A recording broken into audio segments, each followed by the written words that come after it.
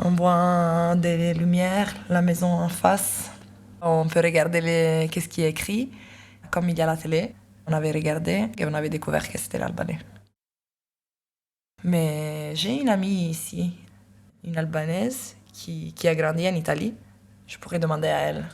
Comme ça, la prochaine fois, quand ils montent dans la terrasse en haut pour fumer, je vais leur dire salut, bonjour en albanais.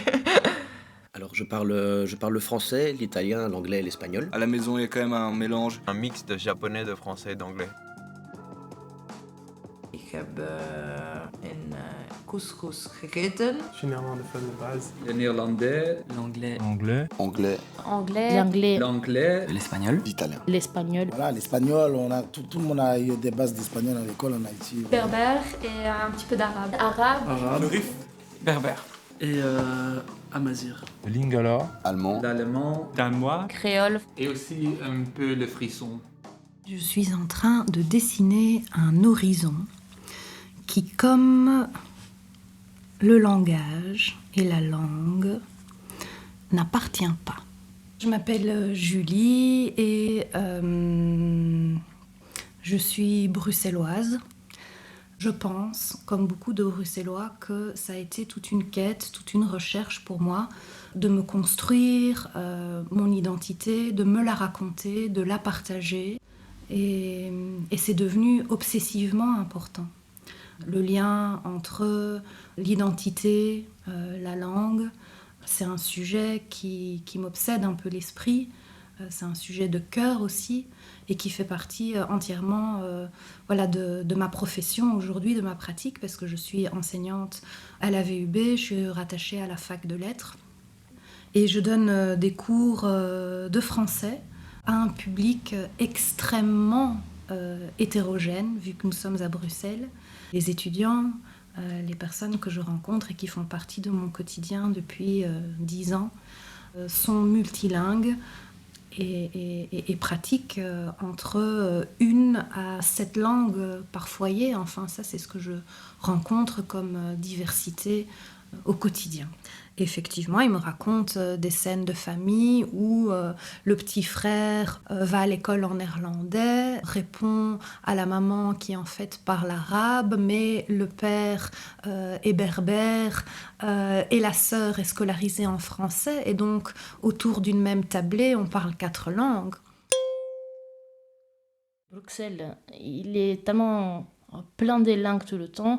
Même les Bruxellois qui n'ont jamais mis un pied hors de Bruxelles et qui ont grandi avec plusieurs langues dans leur tête, ils arrivent à rentrer en contact avec différentes cultures parce qu'ils arrivent à utiliser différents, quand ils sont en relation avec différentes personnes. Et ça, c'est un atout incroyable, je trouve. C'est pour ça que c'est belle, Bruxelles.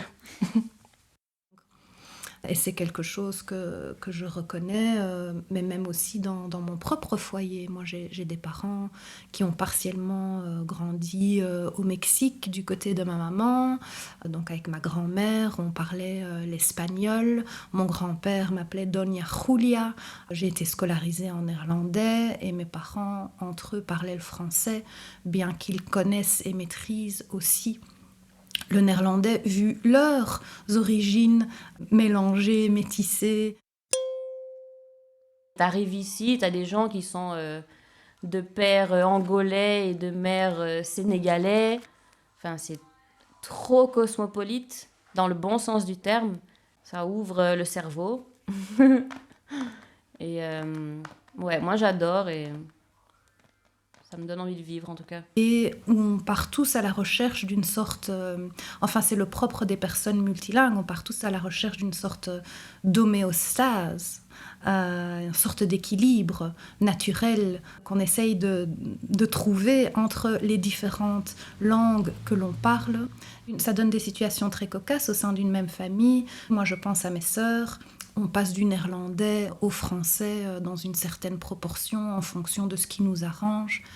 C'est-à-dire que là où personne ne nous regarde et où on n'est pas obligé de faire le tri dans nos langues pour justement appartenir à un groupe social en particulier, quand personne ne nous voit, ça ne nous intéresse pas de faire le tri et on parle ce qu'on veut, comme on veut et on se comprend vu qu'on a grandi comme ça. C'est comme être au repos en fait.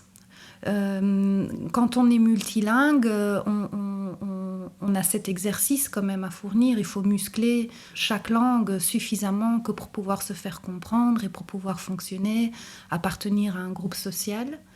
On s'adapte au monolinguisme de l'autre. Je pense que j'ai dû apprendre à cloisonner et à développer une sorte d'agilité en fait en fonction de qui et à qui je m'adresse. De par mon multilinguisme, de par l'histoire de ma famille, j'ai cherché à m'entourer, mais de manière inconsciente, sans doute, de personnes avec qui je pouvais partager de nombreuses facettes de ma personnalité, en fait, et pour ne pas me sentir à l'étroit. Parce que si il y a quelque chose que je peux dire sans doute dans le monolinguisme, si je devais m'imaginer aujourd'hui n'évoluer que dans un contexte monolingue, je pense que je me sentirais terriblement à l'étroit. Je pense que je me sentirais en cage. Mais Bruxelles, c'est vrai qu'on a une particularité d'être là. Je ne sais pas si c'est parce qu'on est la capitale de l'Europe, mais on a un carrefour multiculturel qui fait qu'on a vraiment une richesse qui nous permet de créer une créativité qui est sans fin, quoi. J'ai besoin de parler l'espagnol et de me sentir un peu espagnol. J'ai besoin de parler le néerlandais et de me sentir un peu néerlandophone. J'ai besoin de me sentir francophone. J'ai besoin de me sentir anglophone. Et j'ai besoin de retrouver l'italien que je ne maîtrise pas encore très bien. C'est vraiment vital. À Bruxelles, c'est possible. C'est un miracle. C'est un miracle et c'est très compliqué en même temps.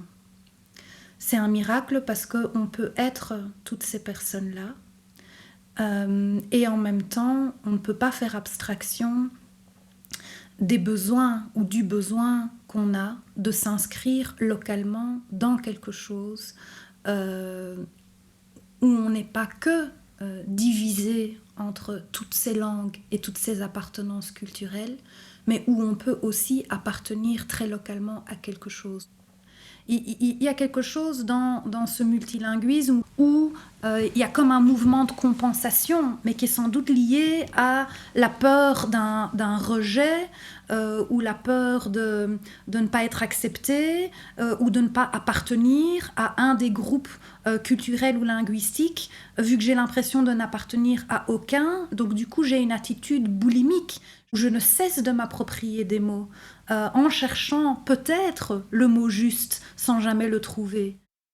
C'est inépuisable en fait, le fait de s'approfondir dans une langue. C'est un endroit infini où on peut continuer de muscler à l'infini. Je ne cesse d'apprendre des nouveaux mots de vocabulaire dans toutes les langues que je maîtrise. Et je sais que je n'aurai jamais terminé d'apprendre à parler, d'apprendre à dire, d'apprendre à nommer, et que je trouverai toujours de nouvelles manières de le faire dans toutes ces langues. J'ai l'impression que les langues que je parle ne m'appartiennent pas, et je ne leur appartiens pas, parce que j'ai grandi avec une multitude de langues. Les langues que je parle, c'est une tentative d'appartenir. Alors, être un bâtard dans toutes les autres langues, c'est une injure. Mais le bruxellois prend ça comme un titre d'honneur. Je suis un petit chien bâtard. Un chien bâtard qui est un peu berger allemand, un peu cocker, un peu chihuahua. Et un mélange de tout ça, mais ce petit chien Zineke, il est malin, un peu fourbe peut-être, mais il se débrouille très bien. Voilà, plusieurs cultures ils viennent se mélanger à Bruxelles. Alors du coup, on est toujours à la découverte de quelque chose. Et je trouve ça formidable d'avoir un bagage culturel énorme. Et ça va bien aussi pour accepter les différences. Je pense que les gens ne te jugent pas comme ailleurs. Bruxelles a un pouvoir émancipatoire qui est assez fort. et c'est une machine d'émancipation en fait.